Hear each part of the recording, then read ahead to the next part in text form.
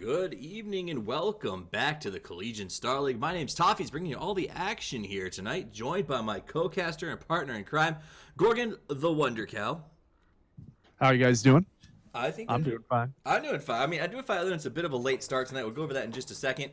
But I do want to say this is the round of 8, guys. It's official. This is the Slam Jam fan club, or if you will, Cal Poly versus the guys from Penn State. Big thanks to Twitch for sponsoring the CSL and featuring our matches weekly. And also a big shout out to Asus Republic of Gamers. They're the presenting sponsor of CSL this year. Asus makes some of the best gaming PCs, laptops, and monitors in the world, and is funding this season's travel to DreamHack and our prize pool for the entire year. Be sure to follow their social media at Asus_ROG and thank them for sponsoring the CSL. Finally, if you go to cscstarleague.com, you have a chance to win a monitor and a gaming laptop. First, second, and third win some super sweet swag, and you can get that by basically making a video about Collegiate Dota and submitting it to the contest. It's a pretty cool deal. Easy way to get some free stuff, but that contest ends soon, so make sure you go ahead and get your entry in as soon as possible. All right, let's get into what's going on here tonight. We're about an hour and 15 minutes behind. My sincerest apologies for those of you who have been waiting and tuning in for this game, which looks like it's going to be a pretty good one. Penn State, a great record, but also Cal Poly, not only a great record, but one of those players that a lot of us know from pro tournaments and higher end tournaments. Banana Slam Jam are playing with them, so it should be a pretty good match. Long story short, Penn State's manager just did not get the coordination for when this match was supposed to be scheduled, and I guess they ran around campus grabbing everybody and dragging them to their dorm rooms so that they could play. But they're here. We're ready to do this. Let's see how it goes. What do you think about tonight, Gorgon?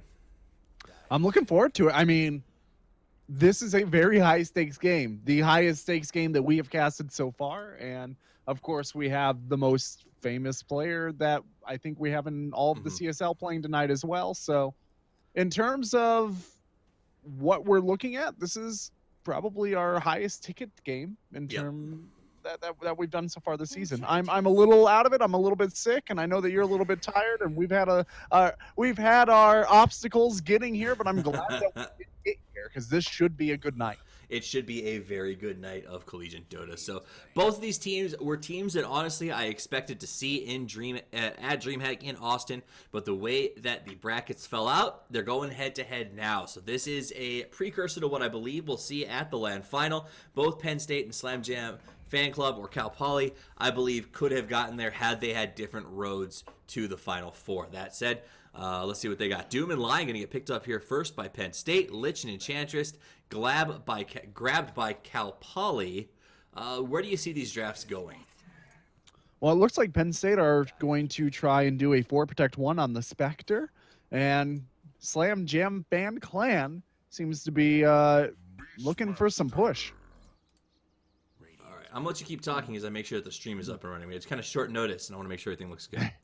All right, so I say they're looking for some push, and that obviously Enchantress provides a fair amount of push with the possibility of enchant creeps, and the Beastmaster also provides some extra units to tank tower and drag creeps away, giving him the aura as well for his nearby allies, knocking down towers more quickly. They have really good AoE team fight with the Lich and the Beastmaster. Enchantress is a damage dealer straight from the pits of hell. I do think that Slam Jam Fan Club are in a pretty decent position to move into the mid game here. Penn State is all going to be about can they open up space and can they utilize that space for the Spectre.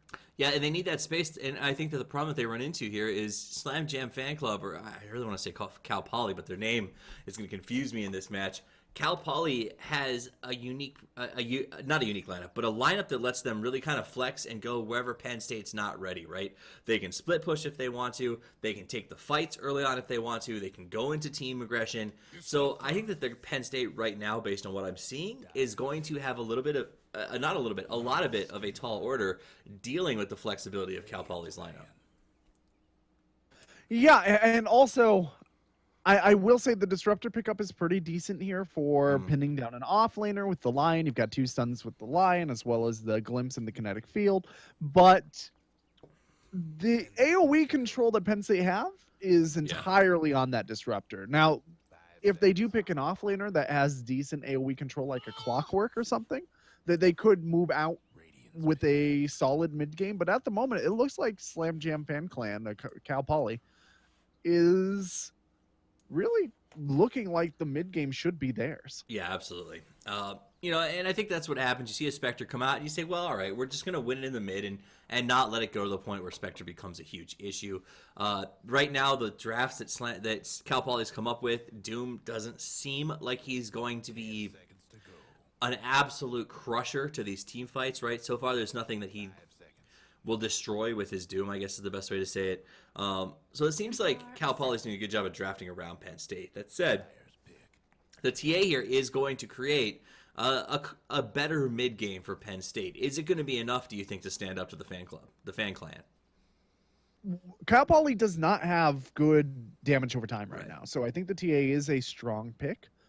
They could be going up against a Viper potentially here in the mid, though. I mean, that's likely going to be your farming carry lifestealer with either the Enchantress or the Beastmaster off lane, probably the Enchantress with the semi-support Beastmaster.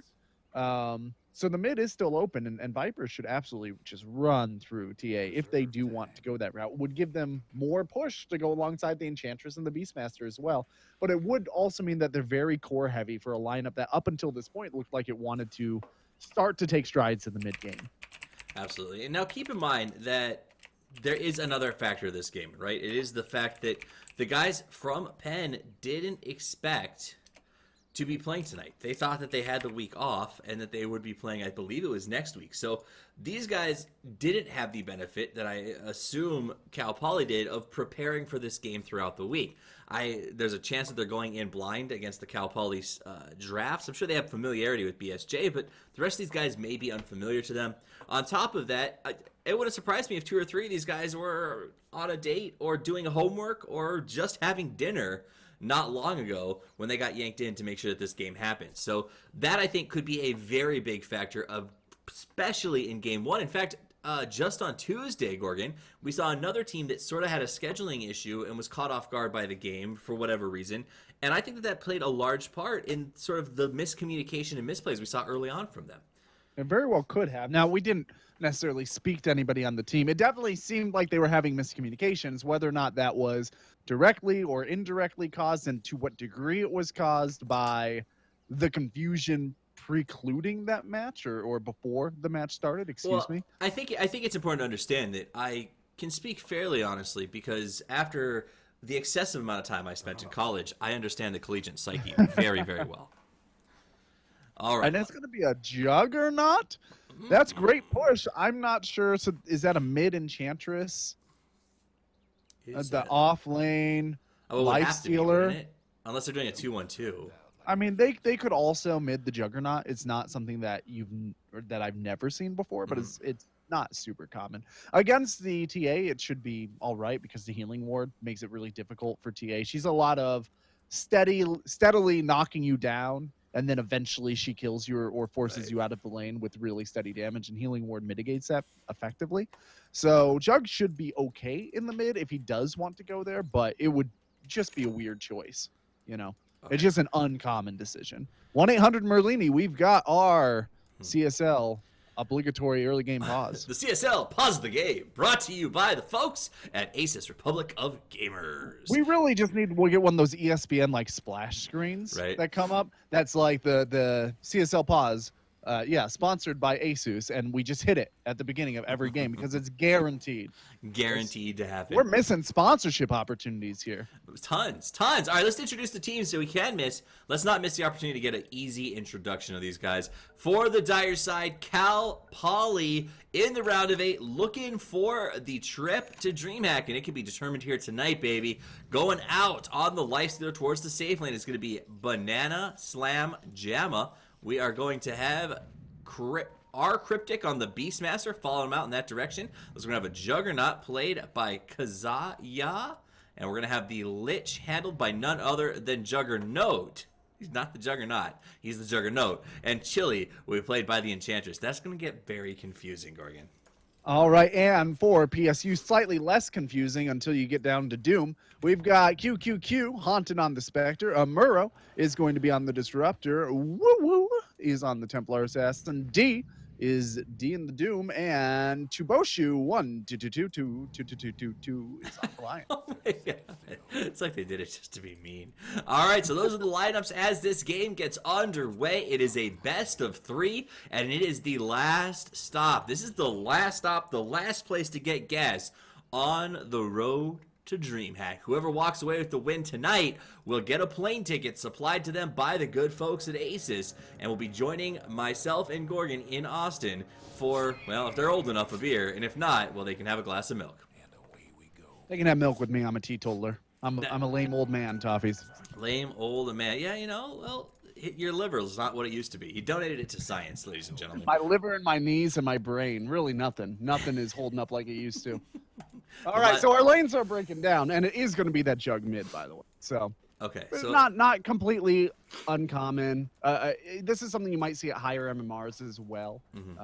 Throughout the last patch in pubs, the Lich is going to help maintain some of this equilibrium, but I would eventually expect that Lich to rotate top, since BSJ is right now one-on-one against the Doom. That's a fairly favorable matchup for the Lifestealer as well. Yeah. Doom is a very low armored hero, and Lifestealer tends to do well in one-on-one matchups. He can almost go off lane, but he doesn't quite have the survivability to be a strong off lane hero. But if you know your opponents are doing an aggressive tri lane, a Lifestealer off lane often works out well as well. All right, so look at the stop where BS is harassing D at every chance that he gets to. Meanwhile, we're going to have QQQ on the bottom looking to get his farm. And the Spectre is going to be pretty important here to get that early game farm to reduce the amount of mid-game domination time that SLO has in this match. I think that that's really a key here is we know that Cal Poly is going to come out strong in the mid-game.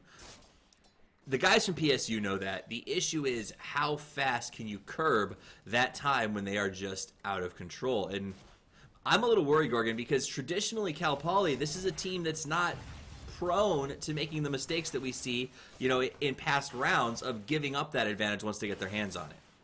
Yeah, this is going to be a difficult window for PSU to land, just because Cal Poly is not exceptionally strong at the laning phase here. They do have a lot of cores, and they are straight up jungling the Beastmaster to open up. So they are vulnerable right now, but PSU don't have a lot of early game themselves. They really need to get up some core items, unless their supports are going to rotate and be very successful. It looks like Cal Poly should be able to get online before PSU are really able to go toe-to-toe with them, which is certainly a danger Will Robinson moment. Absolutely. TA having a bit of trouble with this Juggernaut, as essentially every time that TA has come too close, Juggernaut slapped her, but has managed to get a crit on almost every single one of those little right clicks. So definitely doing a lot more damage than TA would like to be dealing with at the moment. BSJ and D go head-to-head again. D getting pretty low here. BSJ at 15-1, really having a great start to this laning phase. Doom at 6-0, not doing well in this one-on-one as you brought up. That Lifestealer definitely going to have an advantage here. In the mid, Lich still there. Lich still hanging out right now. And okay, maybe now he makes that decision, heads down towards the bottom. He's just going to stack and go back. Okay. Yeah, he's going to stack it and then move back towards. I mean, I guess if you're winning it this hard and you can get that Juggernaut out in front, why not just keep doing what's working? I misread the situation when I had said that Lich would probably rotate toward the top. It looks like they're trying to actively win this mid lane, and the Lich is a lot more active in being aggressive on this TA than I had expected the Lich to be. I expected the Lich to try and maintain lane equilibrium enough for the Juggernaut to get going and be self-sustaining. So far, the Lich's sole real goal here has been to apply damage onto the TA or force the TA back. I'm not sure what he's doing rotating down toward the bottom right now, but I would expect him to hang out anytime he's got a Dark Pact, or excuse me, not a Dark Pact, a Sacrifice. It used to be called Dark Sacrifice, I think. Anytime he's got a Sacrifice, I'd expect him to be rotating out toward that mid lane. Absolutely. And I mean, it is worth noting that if you look at the lanes right now, BSJ is going on D dropping very low. I don't think he's got the finish potential, but he definitely is showing him that it is just not a safe place to be anymore. And right now, it feels like the guys from Cal Poly are winning the mid lane, they're winning the top lane at the moment, and they're not losing the bottom lane, if that makes sense. The Enchantress is doing relatively well. She's been farming this camp almost uncontested and still dropping in and getting last hits. Yeah, she's doing okay. She is falling a little bit behind her teammates and a little bit behind her equivalent on the other team, but because she has so many cores on her team, if every other lane is going well, which it is, top 3 in terms of last hits and denies are on the Dire side. She will have time to catch back up. And in fact, now that the Lich has rotated down to help her out, she is getting close to all right. Gank. Her so they wanted to set up a gank here, rotated in, but Tabusho gets revealed because he stands right next to the ward. And unfortunately, as well, Amaru was just hugging that line a bit too close, so they saw the rotation, even though the line was invisible. So a nice rotation, a good invis rune, but not enough going to come out of it for PSU as they try to rotate down there and secure a kill against this bottom lane. Meanwhile, BSJ is going to slip away from the top lane to go ahead and farm up some Ancients. And by farm up, I mean get himself an Ancient. Yeah, that one Ancient is really going to turn the tide of the game, Toffees. I'm glad you're focusing on the most important of all. Well, I mean, what else is going on? Everybody's walking in circles at the moment. Yeah. Jug is doing a really good job in this mid lane. Jug's kicking ass in this mid lane. Let's call it what it is. He's got a lot of help from the Lich to open up, and now he's got Blade Fury, so he doesn't have to worry about the Templar Assassin's refraction anymore. Blade Fury is more than enough instances of damage to take that off. So this is, like I said, something that is not unheard of, and I've actually only seen Juggernaut do well in the, so only see it from really skilled players, right? Usually it's not something that you think of more mid-level or even mid-CSL level players practicing. So as of right now, all 3 of the top core is on the side of Dire. The gold lead for them is about to break 2,000, as they've also got Cryptic in the jungle, successfully just taking care of business in here. 31-0 and a lot of net worth on him. So I'm a little bit worried that we knew that it was going to be a strong mid-lane from Cal Poly, but I feel like they're getting there faster than we or PSU expected them to be able to get there.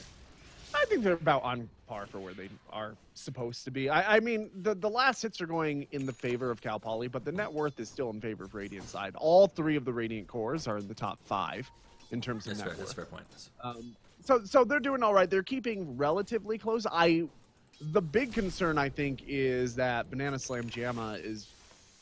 obviously, he's a much more experienced player than a lot of the people in CSL. Arguably, anybody in CSL. He plays at a professional level with a semi-professional team, and he's been left alone against one Doombringer. And I don't want to overload on the like pro player bias, and I don't want to focus too much on this one fifth of a team, but he's been left basically alone, right? And any player left basically alone on a lifestealer is going to become an issue, let alone if it happens to be a 6-point-something K player who plays professionally. So he went ahead and used that dinosaur to get half health off of the tower, walked it over to the other ancients that had previously been stacked, and took himself a new one. Now down in the mid lane, again, we're going to see that Blade Fury used very effectively against the TA, as everyone falls back into farming positions. On the bottom, Enchantress continuing to do relatively well, though the transition of the Lion and the Disruptor here have made her a little less comfortable here on this lane. She was able to get her hands on that Centaur Conqueror pretty early on, though, and that's been incredibly helpful. They don't have any way to kill this Lifestealer at this point. I just realized that the Lion and Disruptor did not rotate up while the Lifestealer was vulnerable. These Ancients that he's sitting in are magic immune. Right. So they have no way to kill him. They really have absolutely no way to kill him. He's just going to sit up here with his Ancient Black Dragon and push as hard as he wants to. I mean, look at him. Prime Aurora is going to be here. This should be our first blood. Yeah, so push comes out. I should say the push comes out, so does the rotation. They make a move on D. Cryptic's actually got it back. Doom had the Doom, so Cryptic's going to get hit, and he might drop below here, but the first blood will go on Doom. Now they turn back. It looks like Banana wants to just keep on going. Yeah? Yeah, I mean, as long as he's not in the tower when that Ancient dies, like he can just he can just rage up the second it dies, and he'll be absolutely fine. They have no way to punish him for this. Definitely. All right, so he's doing his thing. They go 1 for 1, but the first blood goes the way of Cal Poly. They're pretty happy about that. And forced rotations out from PSU, so they had to pull 2 heroes up to the top lane to get the return kill. So a big nice play by Cal Poly. Now, if you're PSU and you're looking at the situation facing this top lane with the magic immunity, what options do you have? They need to apply pressure everywhere else now. It's too late for them to win this lane. And actually, the Lifestealer, realizing this, seems to be happy to rotate down and get another Ancient Black Dragon and push down the bottom lane, or maybe the mid. Yeah, this is trouble. Doombringer will be able to catch up a bit here. He is still 4th. He's basically tied with his mid laner in terms of net worth, which just goes to show you how far this mid lane fell behind. Yeah. But she's got a stack of Ancients that's only partially been pillaged by her opponents, stealing the big creeps. Right. I think that they need to go wherever they can apply pressure and just apply pressure. This Black Dragon is really good at sustaining a push, but it's not a super fast pusher, right? It has a lot of HP, it has good AoE damage for creeps, but it doesn't actually have very good attack damage. It's only 64. Kazuya does have a little bit, and they're going to start to work down this tower here. Nice creep skip by the Ancient Black Dragon. We see a rotation now from Doom headed down towards that mid position. Orange hiding in the wings, looking for his chance to go, and they get the memo. We see Juggernaut back off. BSJ says, I'll just stick around and keep harassing. Yeah. And now they're going to come in. So D's going to make his move, and they just let him go. Can't do anything. I think this is the wrong call. I mean, they can't do anything with that rotation. This tower is going to fall sooner rather than later anyway, and they spent... I think they should have been pushing a different lane and taking the trade. Well, they were already up. They were on top of the top lane tower at that point. Right. Like, you take the trade, give everybody in the game a little bit more, and then the goal deficit that you're playing at becomes even smaller relative to percentile of overall net worth. Right, just mathematically, you come out ahead in that case. So right now, every time that they move to another lane, Cal Poly steps forward on another lane and just starts pinging the tower. I would hate to be PSU right now, only because the announcer will probably not stop talking, constantly telling them that this tower is getting hit and that tower is getting hit, and it's got to be frustrating because you rotate and then all of a sudden it's happening somewhere else. Yeah, they keep getting pulled into this fire drill where the alarm goes off and they immediately run over to try and save a building where they haven't been able to save any of the buildings. Every single one of their tier 1 towers is extremely low, vulnerable to being knocked down anytime any of these heroes decides to move up on it. And they haven't gotten anything done in the meantime. QQQ is falling way behind in farm. And they really honestly just need to make space for him. And if that means taking trades on objectives, that means taking trades on objectives. That's the only way out of this situation. Again, that time they see the push coming through. They saw Enchantress go for the tower. They brought in 2 supports right through here with the intention of getting a gank and turning that tower into something good. But these wards are just perfectly placed by the guys from Cal Poly, and both of them TP out after the tower goes down. No harm, no foul for Cal Poly, and an easy tower. Yeah, and Cal Poly has just such great push, right? So anytime that you're... Ooh, actually, they might be able to finally secure up a second kill. No, Beastmaster should be able to get away from this. Yeah. So never mind on that. And now look, Banana Slam Jamma just down here knocks down the tower and is now chasing 3 of them around. I don't even know what to say to this. Like an air He's gun. going to get a kill, too. He's like going to get at least 1 kill. Wow. Look at the pings. The pings. Doom is pinging like there's anything that can be done. Yeah. Pops out to get it, And goes then for the TP. Wow.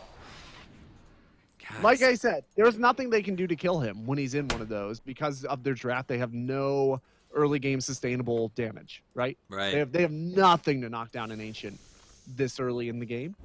Wherever he is, they just need to not be there. They need to be somewhere else forcing an objective and making him get out of his Ancient so he can TP to defend. Or forcing him to just farm ineffectively in the Ancient, right? Doing something, getting a trade somewhere. Wow. Well, there's another Ancient Black Dragon available for him if he slips across the map. That said, we're going to look at the bottom lane where Juggernaut's going forward to put up a ward, presumably runs into D, but D's not willing to take a fight and backs away, figuring somebody else is on standby. Chili going to be farming the jungle. Let's take a look at the net worth graph. I'm sorry, stack chart. Lifestealer at 6.3, Juggernaut at 6.2, Enchantress 4.5, Beastmaster 4.3. Right now, Dire is looking very, very good. They're in the top 4 of the 5 positions. D might get caught out here. Nope, they've got backup, so he's going to actually go after Chili. Chili could be in some trouble. Kinetic Field, Juggernaut going down. Pops up the ulti, though. That's going to buy a little bit of space for Chili, so they will probably just lose the Lich. But here comes a rotation by BSJ. Goes in Viz, grabs a regen rune on top of that. Beastmaster, by the way, just got picked off on the top lane by Lion, who went ahead and utilized his finger to go ahead and get that kill. So PSU saying, I'm not out of it. We got 2. We just got to get these pickoffs. And you know what? That's exactly what you said to do earlier. You said stop focusing on stopping this lifestealer and focus on making sure that you get things in other places. It's true though. Like they have no other options. I really hate to make it so black and white, but the fact of the matter is they have nothing until they get farmed. They have no response to this at all. So he had golems in his ancient stack, killed them, waited for the respawn, and got himself another black dragon. This guy loves his dragons. Well, they're obviously great to have. It's just the amount of damage that they can output, the AoE control, which we had mentioned they didn't have great AoE control, but the dragon gives them so much more. I don't know how PSU really responds to this either, because they will always be giving him black dragons as long as stacking, but they aren't going to catch up unless they're stacking the ancients for the TA. So rock in a hard place between the golem and the dragons, right? Absolutely. Yeah, I dig that. Gold, by the way, is about 6,000 to the benefit of Cal Poly right now. XP is at about 5, and the mid game, which we said was going to be a struggle for PSU, they've gotten into it in a, like you said, in a very, very tough position. So if you're PSU, you got some turnaround kills, you've got some ideas. It looks like they're rolling people together. They brought 4 to the top lane. Is this the best course of action to try and survive? I mean, are you in survival mode? Do you put up wards? Do you try to protect some Spectre farm and just hope that you push it late? Yeah, you just try to give Spectre as much space as you possibly can. You don't want to go late into Cal Poly's lineup.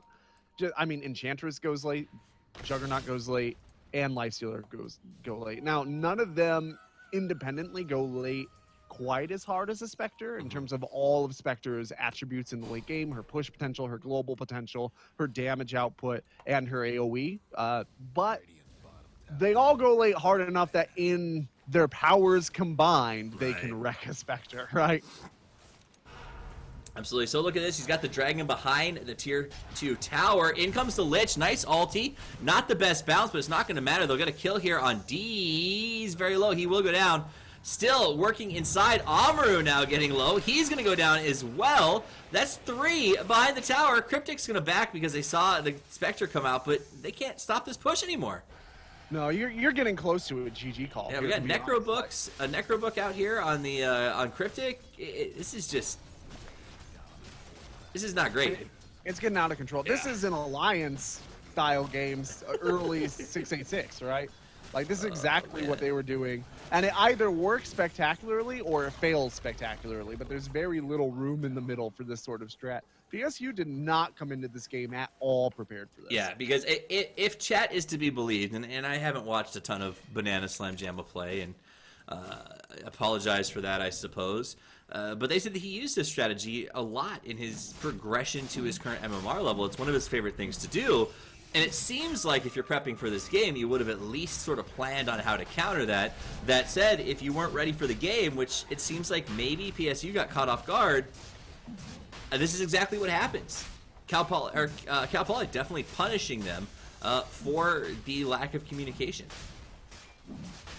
Yeah, another issue that you kind of have to keep in mind there is that this is not a strategy that we've seen very much from anybody for like 2 or 2.5 months. So while it was a popular progression for BSJ and similarly ranked players when 686 first came out, it has not been popular for a little while.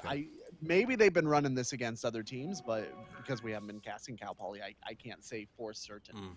But definitely PSU, when they're moving into their next draft, they're either going to be banning out that Lifestealer or they're going to be grabbing some sort of physical early game damage and certainly rotating onto the Lifestealer before he hits 6. If they want to win anyway.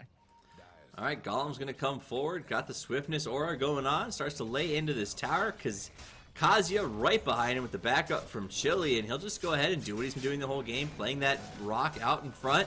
The tank, middle tower, going to drop down. That's 2 tier 2s no longer functioning, and they're going to, looks like, dip into high ground just to force that top push to come to an end or to sacrifice this tower. So I don't know what you do. I honestly just don't know what you do if you're Penn. You cry and you call GG and you move on. Move on. They're too far behind at this point. It would take massive oversteps from Cal Poly. Mm-hmm. And Cal Poly are both already a little ornery for having to wait this long to start their game. But also, they're a very good team filled with good And they players. go. Doom wants to make a move. Lifestealer comes out and gets all 5. All 5 heroes drop below half as Lifestealer pops forth from his Ancient, obliterating them. I also want to point out that healing ward that was sitting here ran the full duration. Nobody came in and tapped it, and every time that someone would get low, it just got them right back to full. They'd fall back for a few seconds to come back in. So PSU just not able to do anything there. They lose the swing in gold off of that because Lion had to buy back. That was 4 dead, was over 3,000. Like, this is now a 15,000 gold advantage for Cal Poly and a XP advantage of over 10,000. Yeah, I'm honestly, this is game 1. If PSU called GG right now and just moved it to and tried to keep their minds fresh, they would not be out of it, right? There is something to be said for staying in the game as long as you possibly can, but there's also something to be said for recognizing when a game is just beyond you and trying to make sure that you are reflecting and moving forward with rational thought still maintained, because the longer they sit here, the more they're going to be poking at each other and prodding at each other and scraping at each other's nerves. Toshi goes down, Kazu comes in, D gets stunned from the back, he's in a little bit of trouble. Kazu wants to finish up the TA, she turns around and does get a pop with the side blades, but the Aegis is there, so he'll come right back up. Tower taking a lot of damage, they pushed in with 3 very comfortably. Disruptor ultimately goes down because they're dealing with BSJ, who just chased in his Triceratops, finishes the TA, and now they're going to back to the tower. They'll knock it down, they've got 3 kills, they'll push to the high ground, healing ward in, BSJ back to full. And that Radiance was just causing so much trouble for them. Everything was causing trouble. Yeah, Radiant, you could take the Radiance off the Lifestealer and put a Dagon 3 there instead, and they would be doing just as well. Like, PSU are just too far behind. As long as there's some sort of actionable item on Cal Poly at this point, it doesn't really matter what it is. They're just...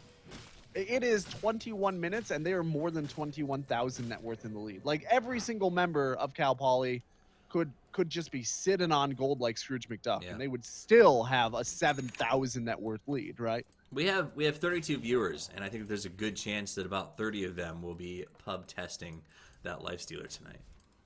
It's just ridiculous. If you don't have an answer, if you haven't drafted the answer, it's so tough to respond to.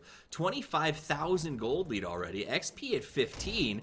Itemization is bone chilling if you're on PSU. Bear in mind that Cal Poly won every lane by the end. By the time the laning phase broke down, the off lane was sketchy for a minute there, but they ended up pulling it back. So they won every lane. This strategy has a tendency to break down pretty significantly, especially when you look at it at professional level games where Alliance was playing with it for a while. It has a tendency to break down because it leads to weak lanes in one way or another. We're going to see some kills here, but it's not even a story at this point. So it has a tendency to lead to slightly weaker lanes, which means that the Lifestealer can get the Ancient, but his team can't back him up. That wasn't the case here. I mean, Juggernaut was ripped, Enchantress was baller. There was no, and they had a jungler core as well. They didn't even have a second support, so they went all in greed, and PSU did not punish them in the slightest over it. So he infests the dragon, gets a kill, pops the dragon, gets a kill, chases deep, gets a kill, gets low, then infests the necro creep, pops back out with heavy health, gets a kill, and then goes back to push the tower. Yep. In case you want to know what happened in that fight, that's basically the play-by-play, in-and-out burger. Here's the play-by-play. Slam Jamma style. You ready? You ready? I'm ready. PSU was within eye shot of Cal Poly, and Cal Poly has more than 1,000 net worth lead per minute. Jesus, 25,000. Yeah, in excess of 25,000. What's the red eye quote that's all popular right now? Brutal, savage, wrecked. There's the GG. Yeah, so QQQ GG's out. The guys look to maybe protect a little bit of their mindset, go to number 2. This is a best of 3. It is not over. The strategy has been seen. This gives PSU, who are no slouches of teams, they performed very well in the past, a chance to regroup, re-prepare themselves and come into the next game in a totally different mindset. I look forward to seeing that happen. My name's Toffs. You can find me at Toffees TV. I'm joined here by Gorgon the Wonder Cow. You can find him at the Wonder Cow over on the Twitter. Follow C Star League there as well for updates on upcoming matches and tournaments. This is round of 8 action. The winner of this game advancing to DreamHack. Big shout out to Twitch and Asus for making it possible. Stick around. We got one more game in the books, but until that happens, Toffees out.